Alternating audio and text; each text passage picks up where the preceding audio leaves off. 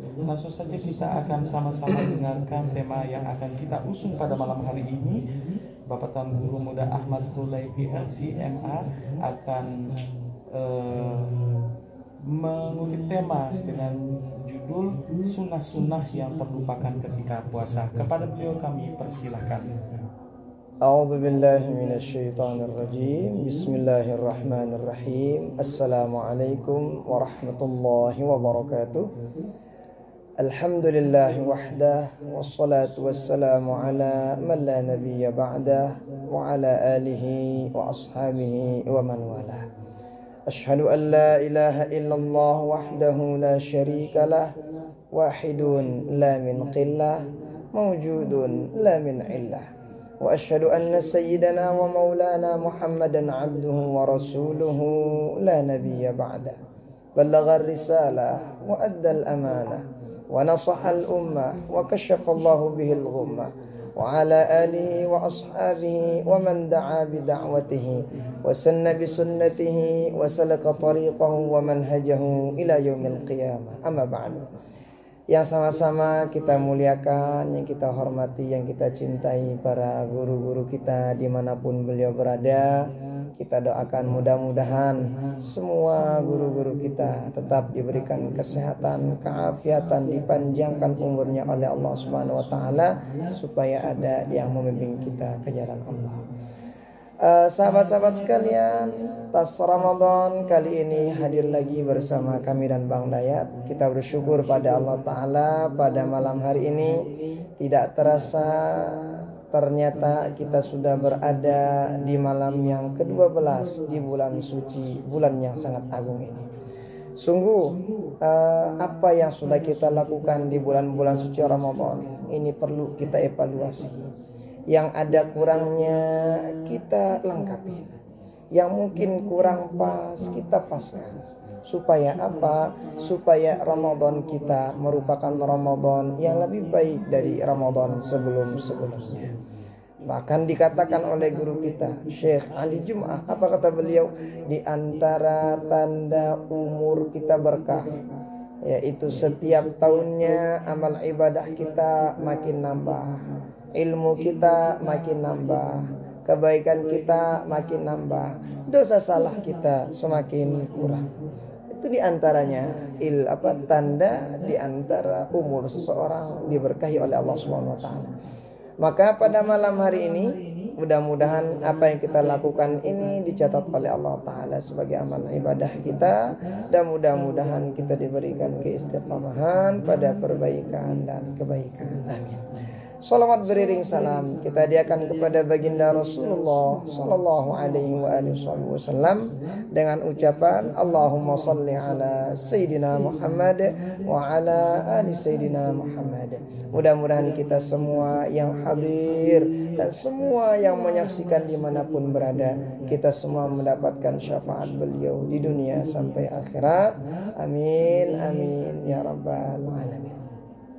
Tema yang sudah dibacakan oleh Bang Dayat tadi ini salah satu di antara kerennya bulan suci Ramadan, bahwa tidak ada satu detik pun, satu hari pun, satu jam pun yang terlewatkan dengan amal soleh di bulan suci Ramadan.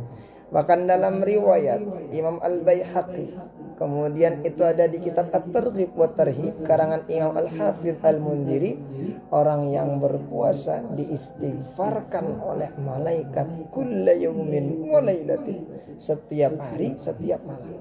Tidak ada yang terlewatkan dari ampunan Allah dan amal soleh. Maka oleh karena itu, mari kita isi bulan suci Ramadan dengan ibadah-ibadah. Tentunya selain ibadah yang wajib, kita isi juga dengan ibadah sunat. Yang dimana kita tahu pada bulan suci Ramadan, orang yang mengerjakan ibadah sunnah kaman addal fariidata fima siwa, seperti orang yang mengerjakan pahala wajib di bulan yang lain.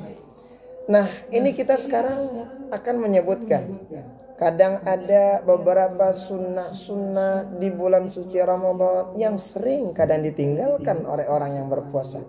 Padahal sunnah-sunnah ini sangat-sangat dianjurkan. Dan ingat, semua ajaran sunnah-sunnah yang diberitahukan oleh kita oleh baginda Rasul Sallallahu Alaihi Wasallam itu pasti ada manfaatnya, manfaat dunia, manfaat akhiratnya. Nah, apa diantaranya? Nah, nih yang kadang banyak orang yang ninggalin. Satu diantaranya sunnah pada bulan suci Ramadan, as-suhur. Apa itu? Makan sahur. Nah, jadi makan sahur bukan harus kenyang, enggak. Bukan harus nambah, enggak mesti harus enggak. Jadi makan sahur itu, masya Allah tabarakallah, walau bijur'ati ma'in.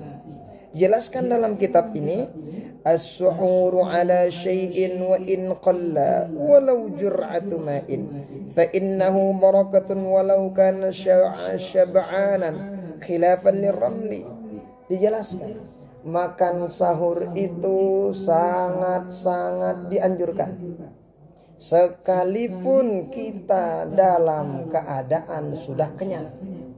Bahkan dijelaskan walau bijur'ati ma'in, walau hanya dengan air seteguk air saja sudah dihitung makan sahur oleh Islam. Nah, maka oleh karena itu jangan dilupain makan sahur. Mohon maaf ya, kadang ada orang tua kita tuh, dia yang duluan bangun, ibu-ibu kita tuh, dia yang duluan bangun. Kalau bahasa toyanya, dia yang ngangetin kandu. Tetapi ingat, kok dia nggak makan sahur? Alasannya apa? Udah kenyang saya katanya. Nah ini maksud kita sunnah-sunnah yang agung yang ada di bulan suci Ramadan kadang sering ditinggalkan oleh beberapa orang. Padahal sunnah-sunnah ini merupakan sunnah yang sangat agung dan sangat mulia. Nah, lalu apa sih keistimewaan daripada makan sahur itu? Dalam suatu riwayat baginda Rasul menjelaskan, tasahharu fa inna fis suhuri barakah. Makan sahur. Kenapa? Pada makan sahur Allah titip keberkahan yang sangat luar biasa.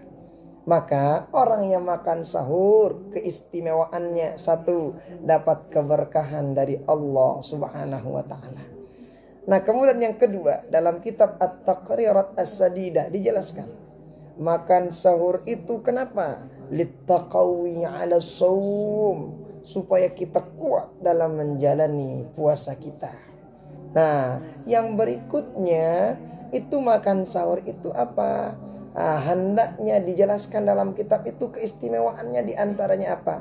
Makan sahur itu limukhalafati ahlil kitab, supaya puasanya kita ada bedanya dengan puasanya ahlul kitab. Nah, ini makan sahur. Jadi keutamaan makan sahur itu beda daripada yang makan-makan yang lainnya. Maka oleh karena itu jangan ditinggalkan. Lalu pertanyaan berikutnya, sejak kapan kita dihitung makan sahur dalam agama kita, agama Islam? Dijelaskan dalam kitab, makan sahur itu waktunya min muntasifil laili, dari sejak pertengahan malam. Kalau misalnya sekarang malam itu katakanlah ya dari maghrib misalnya, ya kurang lebih 5:30 lah, kurang lebih lah, atau jam 6 sekian. Maka kurang lebih makan sahur itu dimulai dari jam 11 atau setengah 12. Lalu bagaimana? Ada orang pulang dari tarawih, makan, diniatin makan sahur. Apakah dihitung makan sahur atau tidak? Tidak. Nah, kalau bahasa toyanya berbuka 2 kali ya sih. Itu namanya berbuka 2 kali, bukan makan sahur. Kenapa? Karena belum masuk waktu makan sahur. Nah, maka oleh karena itu, nih makan sahur itu hendaknya ketika sudah pertengahan malam, itu awal makan sahur. Nah, ini yang pertama, kadang sunnah dilalaikan, padahal Allah titip keberkahan yang sangat luar biasa pada makan sahur tersebut. Yang kedua, dijelaskan bahwa sunnah-sunnah puasa itu apa? Ad-du'a indal iftar. berdoa ketika berbuka puasa. Berdoa ketika berbuka puasa. Sahabat-sahabat sekalian, sahabat tas Ramadan rahimani wa rahimakumullah wa hafizakumullah, kadang ada orang saking laparnya lupa berdoa ketika berbuka puasa. Padahal dalam riwayat baginda Rasul menjelaskan ada 3 doa yang tidak ditolak oleh Allah Subhanahu wa taala. 1, doaul walid liwaladihi. Doa orang tua kepada anaknya. Itu tidak akan ditolak oleh Allah Subhanahu wa taala. Yang pertama. Maka oleh karena itu sebagai orang tua doakan kebaikan-kebaikan untuk anak kita. Yang kedua, itu dijelaskan doa orang yang tidak pernah ditolak oleh Allah Subhanahu wa taala siapa? Doaul musafir. Doa orang yang dalam keadaan musafir. Nah, makanya baginda Rasul, ya Umar, la tansana bidu'aika ya Umar. Baginda Rasul pernah menyebutkan, Umar, waktu itu Sayyidina Umar pengen umroh. Baginda Rasul mesanin doa sama Sayyidina Umar. Sayyidina Umar, jangan lupakan kami di dalam doa pelunggu, wahai Sayyidina Umar. Bayangin, padahal kita tahu yang paling afdol, cepat diijabah doanya oleh Allah adalah baginda Rasul. Tetapi kenapa baginda Rasul minta doa kepada Sayyidina Umar? Ini menjelaskan kepada kita, sungguh doa orang yang musafir cepat diijabah oleh Allah Subhanahu wa taala. Yang ketiga, ad-du'a indal iftar. Atau ad-du'a hina yuftir. Berdoa ketika sedang berbuka puasa. Berdoa ketika sedang berbuka puasa. Jangan sampai terlewatkan berdoa ketika sedang berbuka puasa. Lalu apa doa kita? Ada doanya semua orang dan banyak yang hafal. Allahumma laka sumtu wa bika amantu wa ala rizqika aftartu bi rahmatika ya arhamar rahimin. Di riwayat yang lain, dhahabal dhama'u wabtallatil 'uruqu wa thabatal ajru insyaallah. Ada orang enggak hafal doanya. Paling tidak baca bismillah, angkat tangan. Rabbana atina fid dunya hasanah 3 kali. Nah, asalkan jangan lupa berdoa indal iftar, ketika berbuka puasa. Jangan pernah dilupakan. Kenapa? Kadang orang ini yang banyak dilupakan. Kenapa dilupakan? Saking laparnya, mungkin saking enaknya bukayannya yang dipakai untuk berbuka puasa. Wah, lupa berdoa. Nah, maka oleh karena itu jangan pernah dilupakan yang ini. Nah, ini di riwayat yang lain, doa usaim hatta yuftir. Di riwayat yang lain itu doa yang cepat diijabah oleh Allah Subhanahu wa taala adalah doa apa? Doa orang yang berpuasa dari sejak subuh sampai berbuka puasa. Ini dia sunnah yang kadang ditinggalkan oleh beberapa orang. Ada gak sunnah yang lainnya? Ada, insya Allah akan kita lanjutkan pada season berikutnya insya Allah. Terima kasih banyak. Silakan Bang Dayat. Masya Allah, tabarakallah, luar biasa sekali penjelasan yang telah disampaikan tadi oleh Bapak Tuan Guru Muda